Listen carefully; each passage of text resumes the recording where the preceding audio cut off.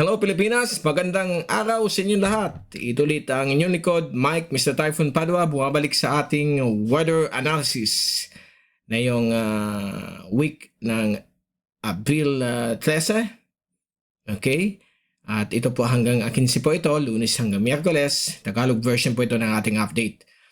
At mukhang maganda ang ating panahon sa buong Pilipinas. May mga isolated showers lang sa Mindanao.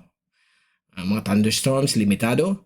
But doon po sa tabi nating mga isla sa may east, labas ng PAR, over Saipan, Guam at Marianas, Rota Island, Tinian Island, ay mukhang nakahanda na po sila. Lalong-lalo na doon, maraming mga Filipino communities, yung mga nanonood na yon sa ating channel, alam kong naghahanda na po kayo, okay? Dahil po, yung pinakamalakas na Abril na bagyo na nag-form since record history keeping began ay nangyayari na po na yon. Ito po si Super Typhoon Sinlaku. Okay, so maghanda po kayo dyan sa Saipan kasi yan po ang pinupunteriya na yon, hindi na po sa Guam. Mukhang dyan dadaan yung pinaka-core, yung pinakamalakas na hangin. At yung peak winds niya ay umabot po ng 295 kilometers per hour kaninang early morning, 160 knots. At ito na po ang pinakamalakas na Abril na bagyo sa Western Pacific ever since 1900. So, grabe po. Okay? So, nakikita natin ang epekto ng climate change. So, sobrang init po ng ating karagatan. Talagang nagiging common na po itong mga powerful systems, mga 290, 300 since Haiyan, okay, o Yolanda. So, mabuti mag-cope up tayo, maging resilient, okay, mag-adapt. So, kung ano ang norm na yon ng mga bagyo. Dahil marami pong mga ganitong system na lalabas at mag-form. Lalong-lalo na yon na sa panahon tayo ng papuntang Super El Nino. Okay? Mayroon daw pinakamalakas na El Nino na pino-forecast na yung taon. So, if ever maging totoo po yan, lalong dadami po ang mga super typhoons. Usually mga 8 to 10. Okay? Kasi yan po talaga pag panahon ng El Nino, yung formation nila ay mas malayo mula Guam hanggang area ng international dateline. Papakita natin sa inyo mamaya kung saan yung formation nila. But ito pong bagyong ito, wala po itong threat sa ating bansa. Hindi po ito papasok ng Philippine Air Responsibility. Nagbago ang direction niya, so hindi magagamit ang pangalan na Kaloy. So itong Kaloy, reserve yan sa susunod na bagyo. Baka sa May na naman po. Napapansin natin, tuwing first at second week of the month, nag-form ang tig-iisa-isang bagyo. Okay, January, isa. Pebrero, isa. March, meron din isa. At ngayon, April, super typhoon pa. Okay? So, itong update na ito ay pinaglilingkod sa inyo ng Typhoon 2000 at ng Naga College Foundation. Nag-celebrate na yun ng 79th founding anniversary ng ating eskwelahan. At ang Aboitiz Power din. Pasalamat natin ang pagbigay nila, pagtulong nila sa ating website. At ang lokal na gobyerno ng Naga City headed by our Honorable Super Mayor Lenny Robredo. Bakit Super Mayor? Kasi napakasipag po ng ating mahal na mayor. Okay? And ang ating Vice Mayor, Gabby Bordado, isa ring Super Vice Mayor. Okay? Since panahon pa po sa Congress, si Gabby ay talagang masipag na tumutulong sa ating mga kababayan. At okay, let's begin now ang ating update. Ito yung GovSat natin na inisyu natin kaninang early morning. So itong super typhoon na si Sinlaku, although nung ginawa natin ito, 280 pa yung hangin niya, early this morning umabot pa ng 295 kph, okay? 160 knots. Okay? So one of the strongest na po ito sa buwan ng Abril dito po sa Western Pacific. At mukhang grabe po ang pwedeng mabigay na epekto nito sa infrastructure, sa mga bahay, sa mga agricultural areas ng Saipan, Tinian, Rota, pati ang Guam. Kasi kahit na hindi po sila direct hit, may-feel nila yung tropical storm force winds hanggang typhoon force winds. Kagaya nung na-experience natin nung bagyong si Uwan, kahit hindi dumaan dito ang eyewall sa Naga, na-feel natin yung 120 kph. So parang ganun ang may-feel ng Guam. At napakalaki ng kanyang sirkulasyon. Umaabot ng 1,000 kilometers ang diametro nito.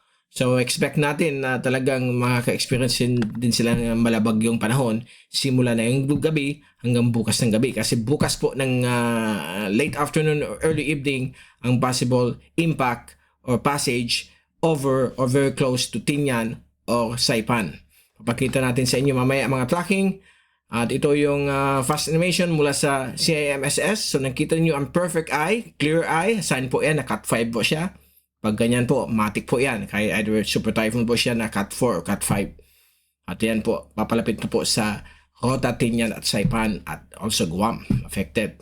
Pilipinas, napakaganda po ng panahon. Although yung heat index natin naglalako ng 39, 40, 42, 44. Bumaba na yun ang bagya dahil po yung pag counterclockwise circulate nitong system na ito ay nagka-create po ng tinatawag nating light northeasterly wind flow na may konting lamig pa rin na pupunta sa Pilipinas, which is expected to lessen o papababa bahagya ang temperatura. Kaya ngayon nasa 39-41 lang tayo. So hindi umaabot sa kagaya nung last Thursday, umabot ng 44. But ngayon bumaba na naman. Pasalamat tayo sa outer effects nitong bagyo, although wala tayong na-feel dry conditions. But may konting ihip ng northeasterly wind flow. So ito yung zoom in satellite animation mula sa windy. Nakita nyo mga lightning strikes dito po sa may eye wall ng bagyong si Sinlaco. Yan po. Oh. Okay. Sinlaco is a goddess to name sa Micronesia. So eksakto rin. Dito rin galing yung name. So napakalakas po yan. Negative 80 degrees yung kanyang cloud tops. A sign na talagang powerful system po itong system na ito. So, pumapasok na po yung outer rain bands ng storm sa Northern Marianas. So, mag-deteriorate na yan bukas ng umaga hanggang maghapon, hanggang dumaan yung pinaka-main core bukas ng late afternoon or evening. At ito yung CA image ng easterly wave. At nakikita ninyo itong violet, purple, yan po yung mga ulan na more than 100 to 200 millimeters. Yung pula, mga 50 to 100 millimeters. So may mga ulan na rin dumadaan na yun sa Guam. So expect natin itong Saipan at Tinian. Yung Rota, hindi natin makita masyadong parang tuldok lang yan dyan. Pero nag-start na rin ang tropical storm force winds. So yung governor ng Saipan, ng Northern Mariana Islands yata, I think, yung governor nila, nag-issue na po ng typhoon condition number 1. Yan po yung katumbas ng signal number 3. Or kasi 4, 5, 2 or 3 sa kanila. Tatlo lang yung wind signal o signal ng Guam at Northern Marianas. So ito yung track ng Joint Typhoon Warning Center. Ito yung kaninang 8 a.m. Pag refresh natin ito, baka may bago na. Yan na po yung bago nila. So humina na po. 150 knots na lang. 280. So a sign na slowly naghina na siya. Although pagdaan talaga sa area ng Tinian at Saipan, mukhang may maintain ang 250 o 240 minimal super typhoon strength. Itong si bagyong si Sinlaco. So tingnan ninyo. That will be magiging alas 2 na po ng hapon to 8 p.m. ang pinaka-closest approach or landfall dito po sa Tinian at Saipan area. Ang Guam, pasok pa rin sa typhoon force winds simula bukas ng hapon. So magsihanda rin kayong lahat mga kababayan natin dyan, mga Bicolano, mga Pilipinos, living over the Commonwealth of Northern Mariana Islands. Okay? Ang kaibigan natin dyan, si Roger Edson, mag-ingat po kayo, please be careful. Okay? Living there, siya yung ating mentor. Nung nagsimula pa tayo sa Typhoon 2000, si Dr. Roger Edson ng Joint Typhoon Warning Center. Diyan po siya naka-stay sa Guam, dito sa area nito. Okay? So, Japan, ganun din ang tracking. Walang similar din sa track ng JTWC. Lahat ng Asian agencies, yung Beijing, Taiwan, Korea, same din ang pinapakita. Ang ating pag-asa, walang tracking dahil po nasa labas po ng Philippine Area of Responsibility. Ito po yung power line. Kung gusto nyo malaman, yan po. Okay, pag ganyan yan. Yan. So, yan po ang power line. So, napakalayo. No worries. No problem at all. But i-train natin mga kababayan natin na nagtatrabaho at naninirahan sa Northern Mariana Islands. Yung mga nagtatanong, kailan yung last na bagyo na dumaan sa Saipan na kasing lakas nito? Ito po ay nangyari 8 years ago, ang bagyong si Yutu. Yan po yung bagyong yan. Okay, yan yung mga kakaroon po sila ng mga evacuation relief goods na dumaan si Yutu. Ito po yung bagyong Rosita noong October 21 to November 3, 2018. Okay, so yan yung last na super typhoon. 280 kph, kasing lakas niya na yon. Although mas malakas na yon si Sinlaco. At siya na yung pinakamalakas for the month of April. Yan nga, ito sa climate change natin. So ito yung tracking ni na ginawa ni Yutu noong 2018. So tumama din dito sa may Saipan. So right now, nandito na yung bagyo dyan sa area na yan. Pero ang tracking niya pag ganito, gaganyan siya. So hindi po siya papasok sa ating bansa. So walang problema po yan. Okay, so ito si Rosita, naglandfall din sa Northern Luzon noong 2018. Tandaan ko pa yan. Nasa Weather Philippines pa po tayo. Okay, at ito yung tracking naman ng mga models. At gusto kong i-commend ang Google DeepMind kasi simula na nag-form yung bagyong si Sinlaco, ito na yung tracking nila. Dadaan siya east of Guam. Samantala ang sandali lang. Ang ECMWF, yung tracking niya ay actually mas mababa pa dito. Ganito yung tracking ng ECMWF, ganito. Ganyan daw. Tapos yung American model, dito yung tracking niya, ganyan. And consistent po ang Google DeepMind ng itong AI model ng Google na na-maintain yung kanyang tracking banda dito sa may east of Guam. So, napakagaling na model. Imagine, 5 years from now, lalong magiging magaling itong mga models ng artificial intelligence. Okay? So, napakalaking tulong po ito sa ating global weather community na may mga ganito na pong advanced high-tech na models na napakalayo na sa physics-based. But still, we're using it. But in no time, magiging AI na rin po ang mga forecast models kasi napaka mind-boggling talaga ang till now. Galing ng nila parameters pag compute niyan na hindi kaya ng human mind, pati yung mga old computers. So ito yung tracking, yung tracking niya akyat, then yung wind speed niya ihina na for the next 5 days because ay akyat po yung tinatawag nating wind shear. Okay, what else? Yeah, ito yung ibang mga forecast models. Galing po ito sa cyclonicwx.com. Medyo hindi pa natin alam kung kailan po siya hina. But nagsisimula po yung eye wall replacement cycle. Ibig sabihin yung inner eye wall, papalitan ng panibagong eye wall. So temporarily hina po yan. But hopefully tuloy ng humina dahil medyo lumalabig ang temperatura sa taas habang umakyat yung bagyo. But ito yung napakamalaking discrepancy ng mga wind models. May iba na hina talagang consistent ang pagbaba hanggang category 1. Joint Typhoon Warning Center, pababa talaga siya dito.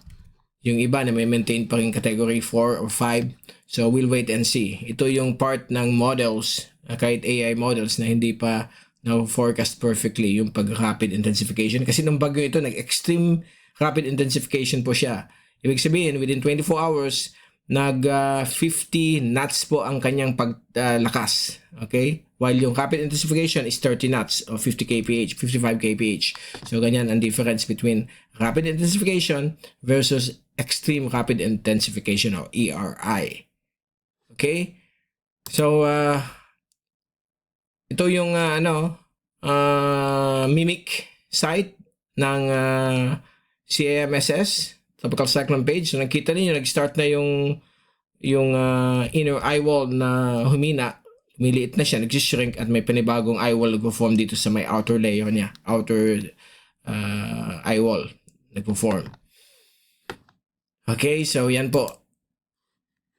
And then yung mga nagtatanong sa alon, may pagbabago, hindi na po abot ng 3 meters dahil malayo naman po ang bagyo. So we expect this Friday and Saturday, yung wave heights po dito sa Eastern Luzon, Eastern Bicol Region, Eastern Visayas, Eastern Mindanao, hanggang 2 meters na lang.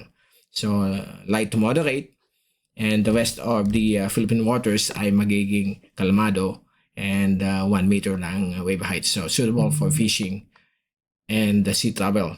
Pwede na po kayo mangisdaan ng todo-todo. Okay? Pagdating naman po sa ulan, ito po yung mga rain forecast. Wala po tayong ulan for the rest of the week. But next week, mukhang may mga showers po tayo sa Bicol, Eastern Visayas, isolated ones mula Abril 21 hanggang katapusan po yan dahil magkakaroon po tayo ng easterly wind flow, yung easterlies.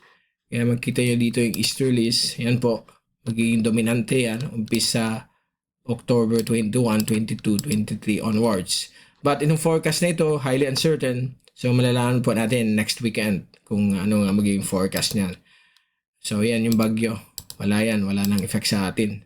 So kalmado pa rin dito sa Pilipinas. Wala po tayong problema. So ito yung magiging problem pag meron tayong, kasi may forecast na super El Nino. Pag meron po yan, matuloy yan, kagaya ng 1997-98 and 1982-1983, for this decade, maka ito yung pinakamalakas daw. Magsimula yan July to September, mag-form po yan. Then October to February, yan pinaka-peak ng either El Nino at La Nina. Kung magkaroon ng super El Nino, ang average ng mga super typhoon sa akyat, nasa 8. Yan ang max. Minsan pwede umabot ng 10. But ang formation ng mga bagyo niyan ay dito po sa may Guam area, more to the east. Dito sila mag-form. Okay? Pag nag-form sila dyan, ang tracking nila more pa ganyan. Okay? Mag-record, akyat, ganyan siya. Sorry. So, ganyan yung mga tracking nila. And kakamihan, mga malalakas yan, super typhoons. Gaya ng 1997-98, isa lang ang pumunta sa Pilipinas. Dito siya dumaan sa may Northern Luzon. Yun lang tumama sa atin. Almost super typhoon siya. Kung compare natin sa Pag-asa, super typhoon na siguro although 165 lang, so hindi po siya super typhoon. So meron din mga El Nino times na may isa o dalawang super typhoon tumatama sa ating bansa, so we not know. Let's hope and pray lahat po ay umakyat.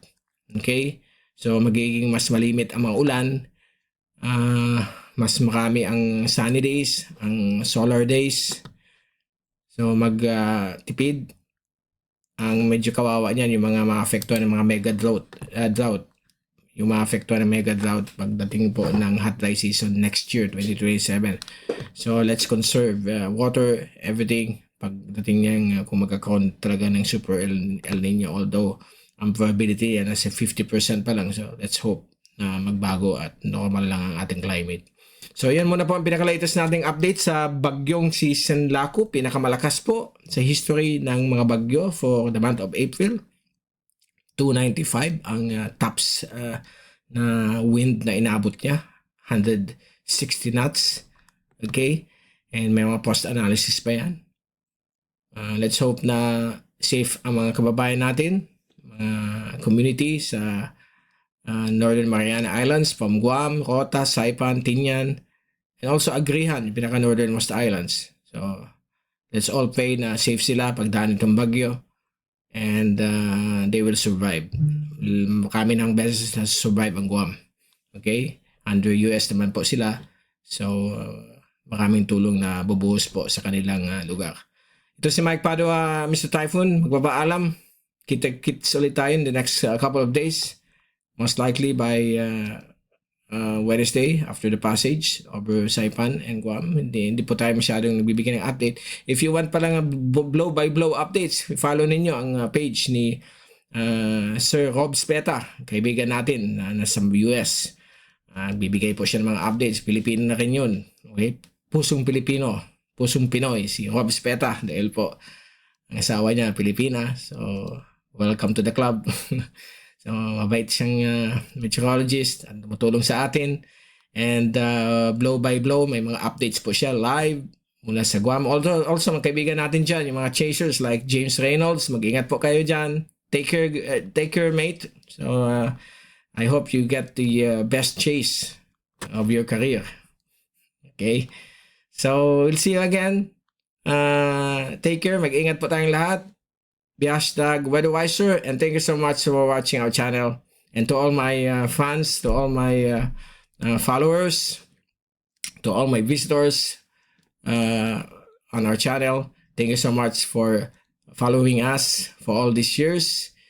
And we'll see you again in the next couple of days. Thank you so much. And God bless to all.